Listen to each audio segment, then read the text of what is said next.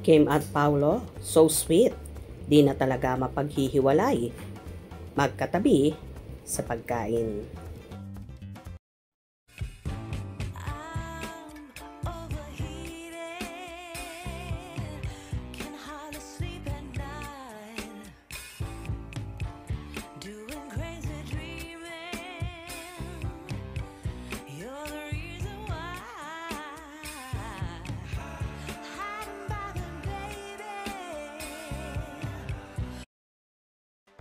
Present nga ang rumored magkasintahan na sinang Kim Chiu at Paolo Abilino sa naging Thanksgiving Mass at birthday celebration ng namayapang head ng Dreamscape Entertainment na si Sir Deo Endrinal.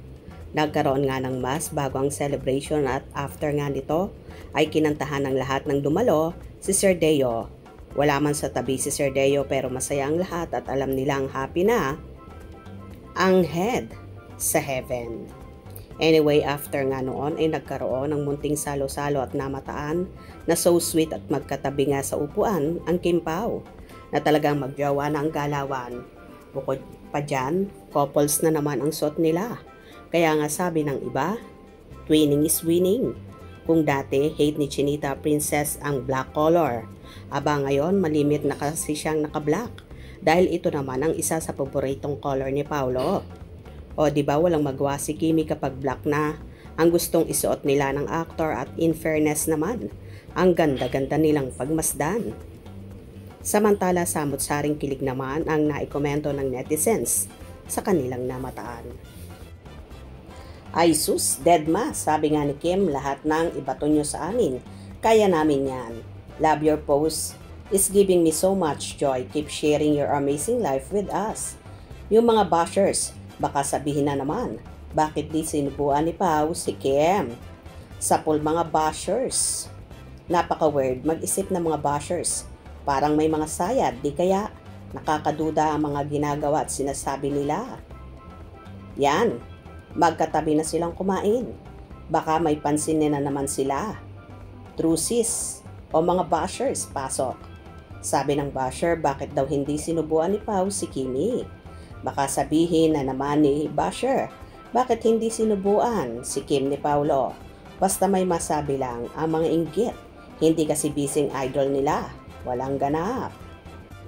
Yan, magkatabi na sila. Yung ibang fan nakakagigil, napaka-OA nyo dahil sa gusto nyo magkasama lagi sila. Ang mag-asawa nga, minsan hindi magkasama eh. Ang Kim Pao pa kaya? Yung ibang mga artistang idol nila, bashers lang talaga sila ni Kimi or ng Kim Pao. Magkatabi naman talaga sila. Update yan ha, malinaw. Magkatabi ang Kim Pao.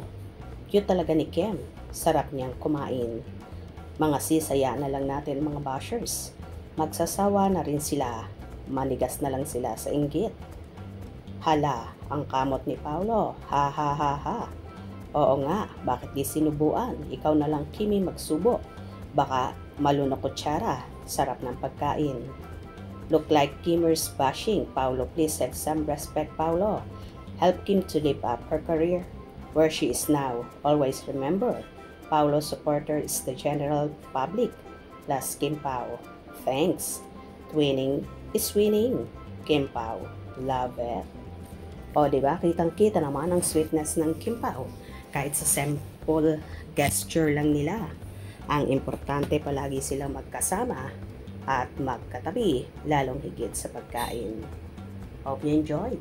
Please subscribe for more info.